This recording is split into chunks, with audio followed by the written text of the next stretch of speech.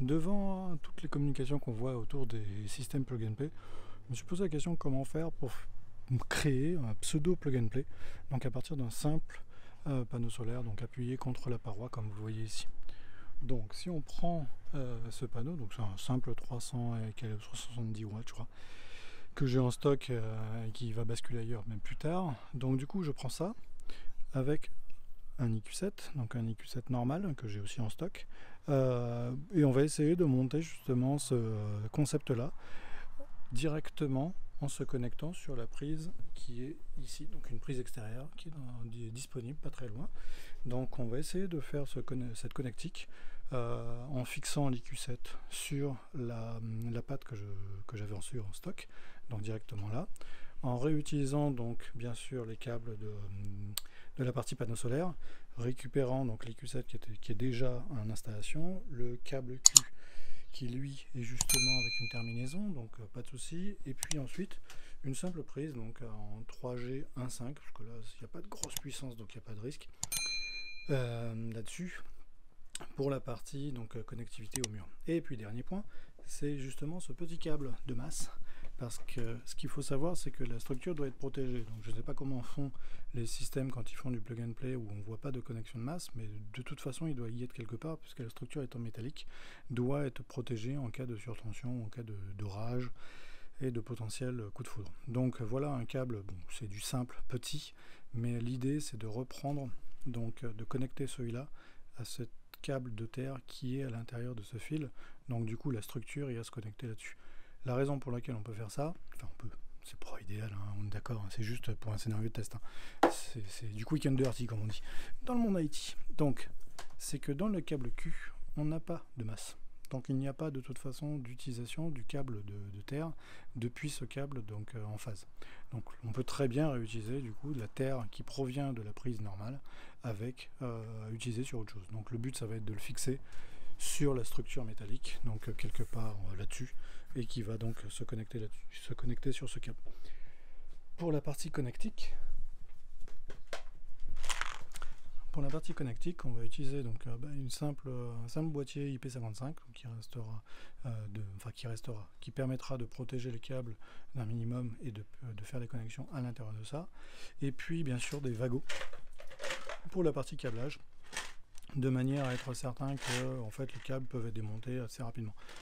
C'est vraiment pour un scénario de test, l'idée n'est pas de laisser ça pérenne, j'ai pas envie de laisser non plus le panneau directement sur la terrasse comme c'est actuellement là, mais c'est vraiment pour faire un scénario rapide, voir si c'est possible en fait, et comprendre un peu comment c'est fait de toute façon, parce qu'en mode built-in, on a juste le système qui est fourni avec une prise électrique, donc comment est-ce qu'en interne c'est fait pour justement permettre de faire cette connexion simple, c'est ce qu'on va voir justement par ce scénario. Voilà.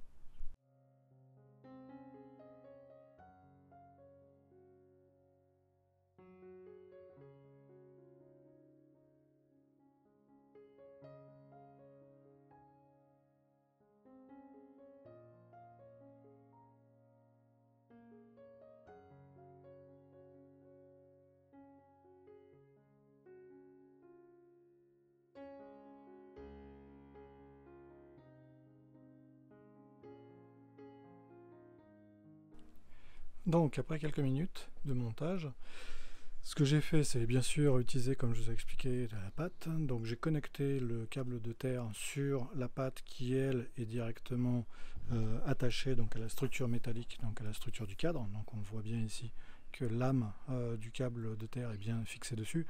Encore une fois, c'est du quick and dirty, donc c'est pas la peine de commenter sur le fait que ce soit risqué, c'est pas destiné à rester. Par contre, là on voit que l'IQ7, lui, il a bien les câbles de panneau qui sont connectés dessus, et ici on a le câble Q qui est connecté.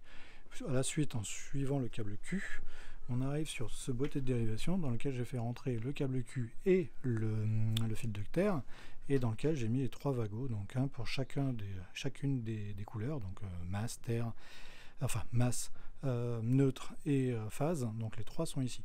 Donc maintenant si on continue ce câble, on se trouve bien avec la prise qui est là, donc on l'a connecté ensemble. Maintenant on a bien le câble qui est dedans. Si on suit l'IQ, donc pour arriver ici, on va pouvoir voir la diode, donc la diode est bien en rouge, Ce qui veut dire que le panneau produit bien d'énergie. Par contre, il n'est pas encore paramétré. Donc du coup, on va pouvoir voir dans la partie applicative si on arrive à le référencer et le détecter en CPL. Donc on va laisser quelques instants. Pendant ce temps-là, on va fermer le boîtier. Hop, simplement le petit boîtier de protection. Hop, on a juste à le faire comme ça. Hop. Et on va laisser ça un peu en hauteur. Bon, on va le laisser comme ça de toute façon.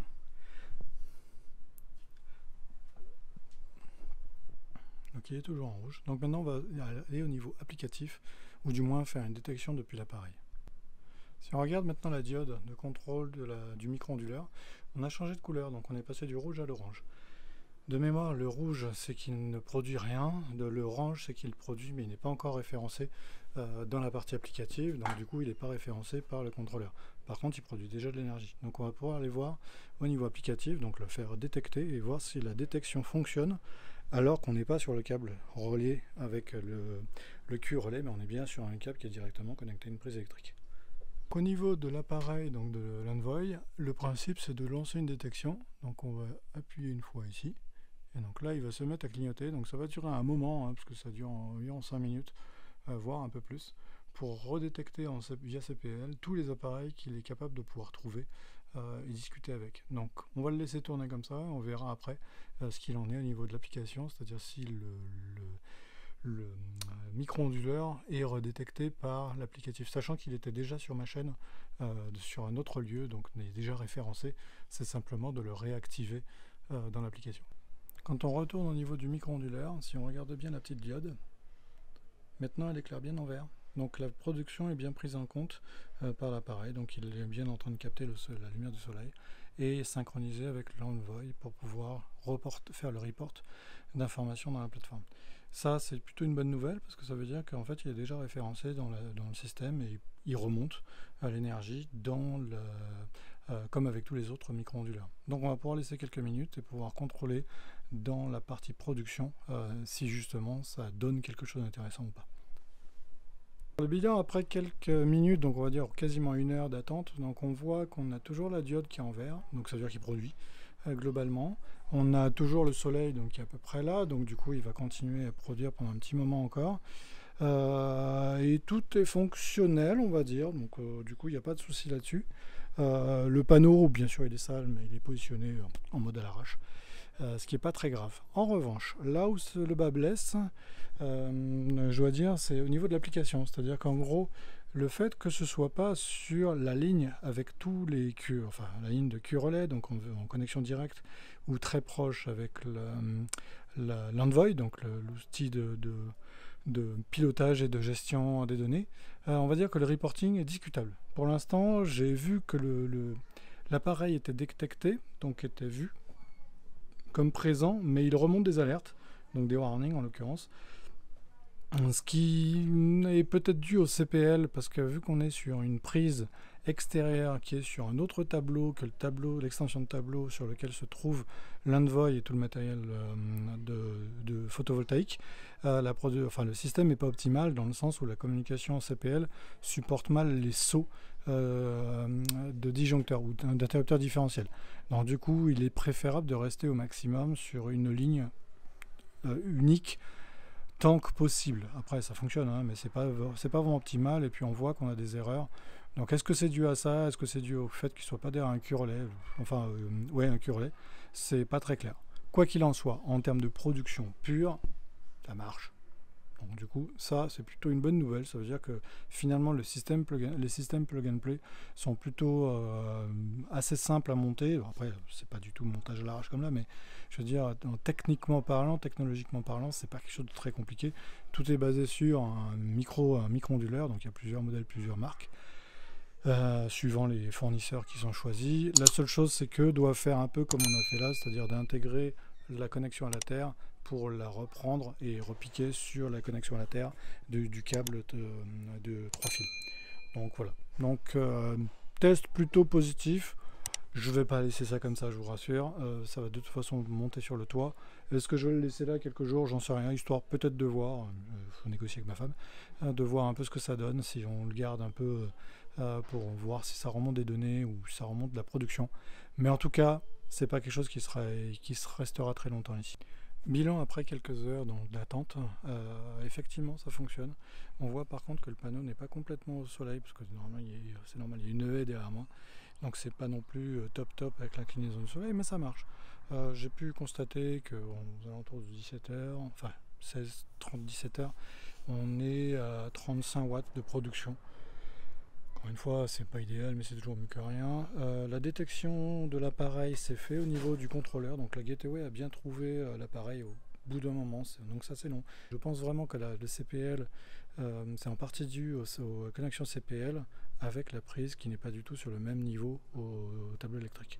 Sinon ça marche en tout cas, ça reporte bien maintenant sur la partie, enfin sur l'Envoy, donc on a bien les résultats de cette production-là. Donc voilà, c'est fonctionnel. Donc vous voyez maintenant à quoi correspondent les systèmes plug and play. Donc le système plug and play, c'est simplement des micro-onduleurs connectés en mode, en mode built-in, hein, bien sûr, avec un support, etc. C'est certainement beaucoup plus propre que ce que je viens de faire. Mais voilà à quoi ça correspond techniquement parlant. C'est simplement un micro-onduleur connecté avec le panneau solaire et du coup avec tout un support métallique ou du moins un alliage pour lequel permettant de pouvoir gérer l'inclinaison, etc. Donc c'est surtout ça où on a la technologie, ou la partie technique, ça va être plutôt au niveau du support. Pour le reste, c'est du basique, comme on peut le voir ici.